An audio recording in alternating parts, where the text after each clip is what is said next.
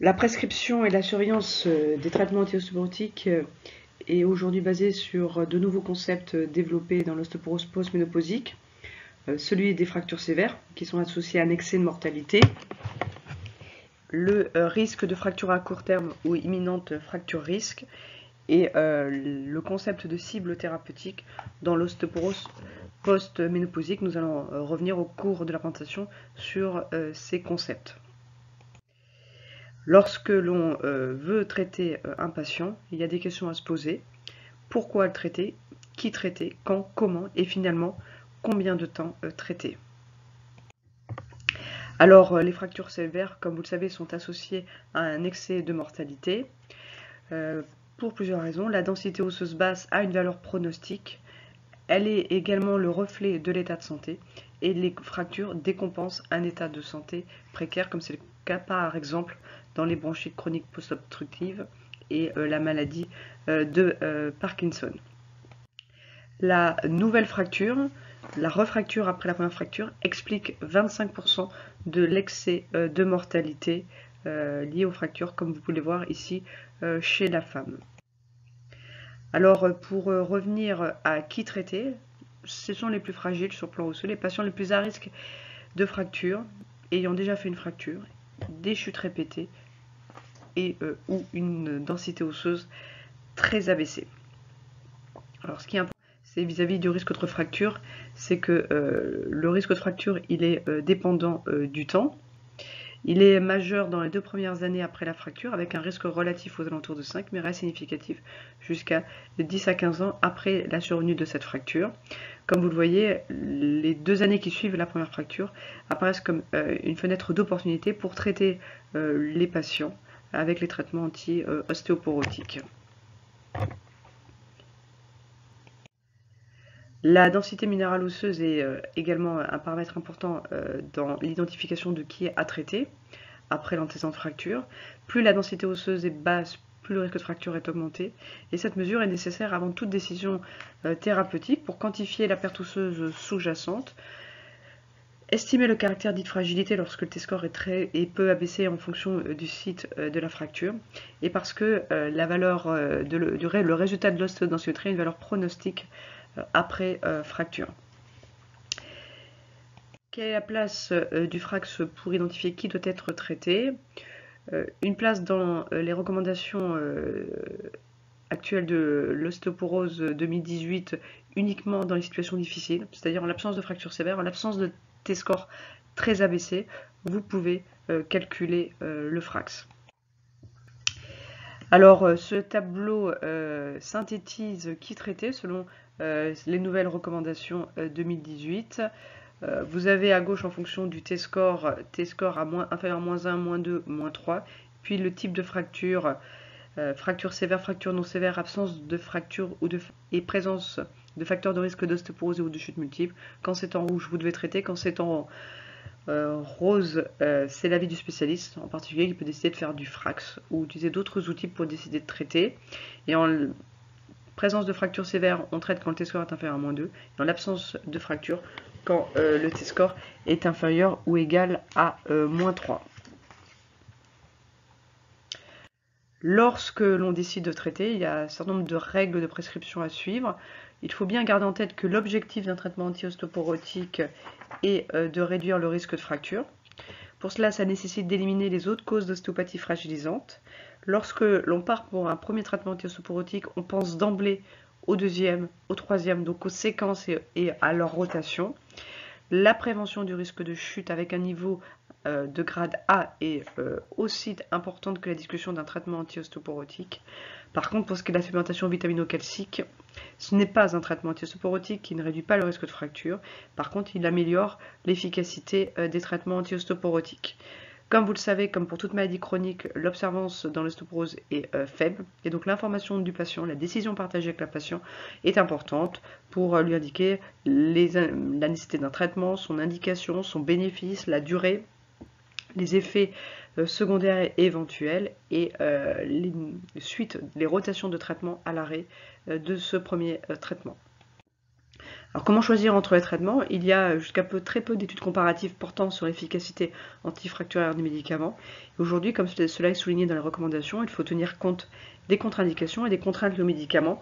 Et dans les recommandations, il est recommandé de privilégier les traitements par voie parentérale, comme l'acide zolédronique ou le denosumab remboursé en deuxième intention après les biphosphonates, dans les situations suivantes: fracture de l'extrémité supérieure du fémur, DMO initiale très basse, et présence de comorbidités, notamment de troubles cognitifs avec défaut d'observance et ou polymédication. Donc, en ce qui concerne le choix des médicaments, en cas de fracture sévère non vertébrale, les possibilités thérapeutiques sont par ordre alphabétique: alendronate, denosumab, risedronate, zoledronate, en sachant que le zoledronate est le seul traitement qui a montré son efficacité pour diminuer le risque de fracture chez les patients ayant souffert d'une fracture de l'extrémité supérieure du fémur.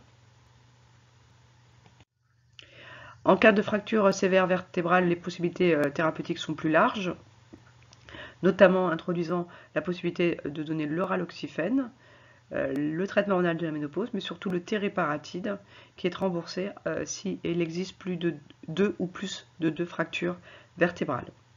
En cas de fracture non sévère ou absence de fracture, les possibilités thérapeutiques sont également présentées par ordre alphabétique,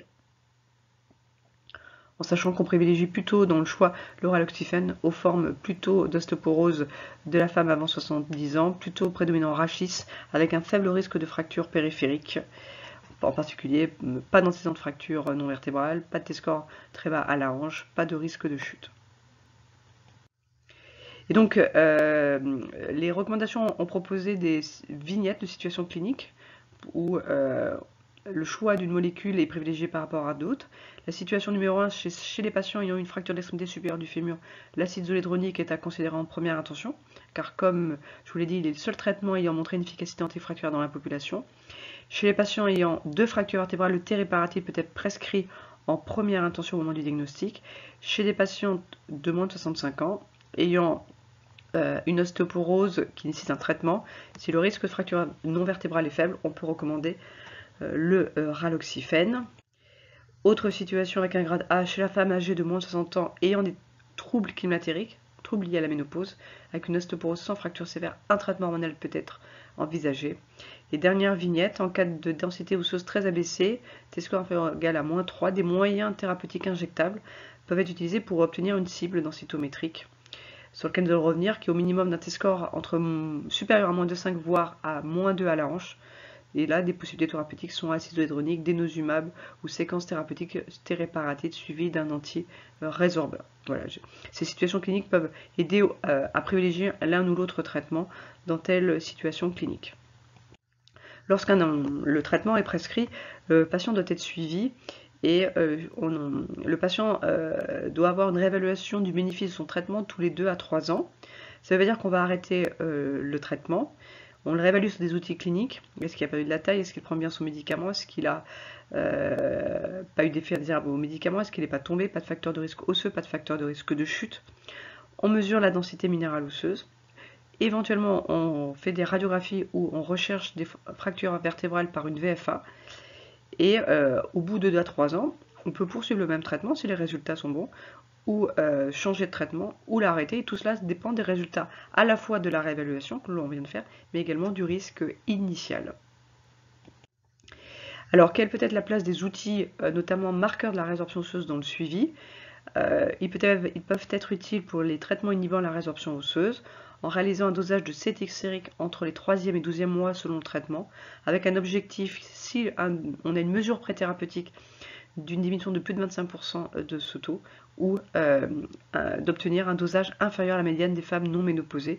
S'ils sont élevés, il faut revoir bien les conditions de prise, voir s'il n'y a pas une fracture récente, et éventuellement se poser des questions sur l'observance et envisager un changement de traitement. Les radiographies du rachis ou de la VFA peuvent être réalisées chez des patients ostéoporotiques traités s'ils ont des rachalgies persistantes, s'ils ont une perte de taille, supérieure ou égale à 4 cm par rapport à la taille maximale au cours de la vie, supérieure ou égale à 2 cm au cours du suivi, ou chez les patients qui ont des facteurs de risque de fracture vertébrale, en particulier parce qu'ils reçoivent une corticothérapie ou qu'ils ont déjà fait une fracture vertébrale.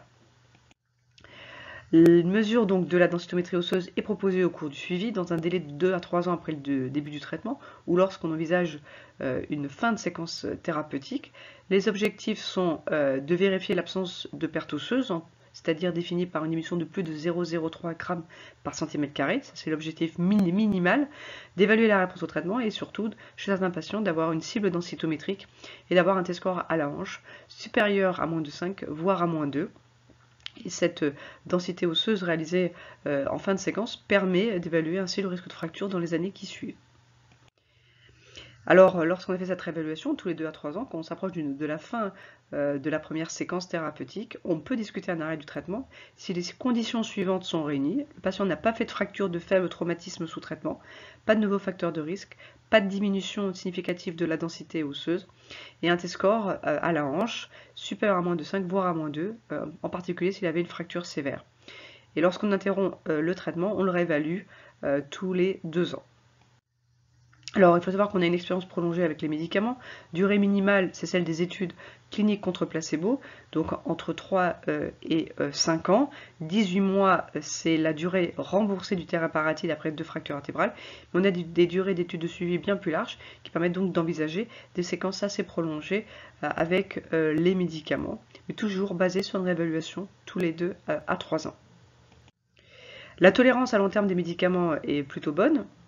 Des 2 effets rares ont été décrits comme étant associés à l'utilisation prolongée des antirésorbeurs, les ostéonécroses de la mâchoire, dont l'incidence est faible, compris entre 0,001% à 0,01%, très proche en fait de l'incidence dans la population générale, justifiant une visite chez le dentiste une fois par an, mais ne retardant pas la mise en des traitements, en particulier chez les patients très à risque de faire une fracture sévère.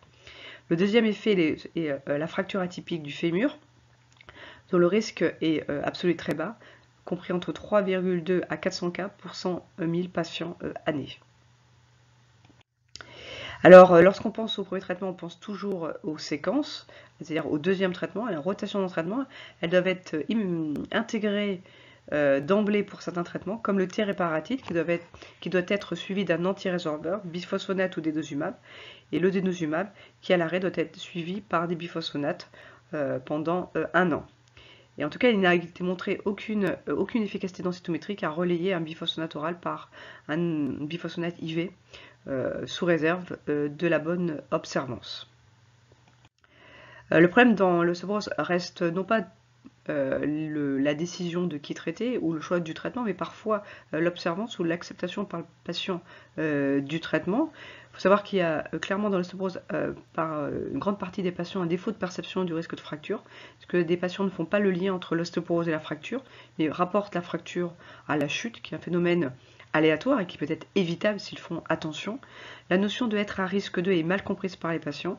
Donc un certain nombre de pistes d'amélioration ont été proposées et doivent probablement être intégrées dans la prise en charge de vos patients, c'est-à-dire travailler sur l'auto-perception du risque par le patient, profiter de l'ostéodensitométrie qui est un moment privilégié pour l'information, pour l'éducation, bien définir l'objectif thérapeutique pour le patient, bien informer le patient du risque de fracture à court terme, du risque imminent, et améliorer l'organisation des soins avec les autres praticiens qui prennent en charge les patients ostéoporotiques au sein de parcours de soins comme par exemple la filière fracture.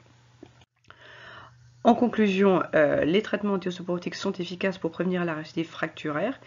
Il faut tenir compte que la récidive fracturaire est dépendante du temps et qu'il existe un risque de fracture à court terme et les traitements sont efficaces pour diminuer ce risque de fracture à court terme. Et il faut bien informer le patient et notamment clarifier avec lui la notion de risque. Merci pour votre attention.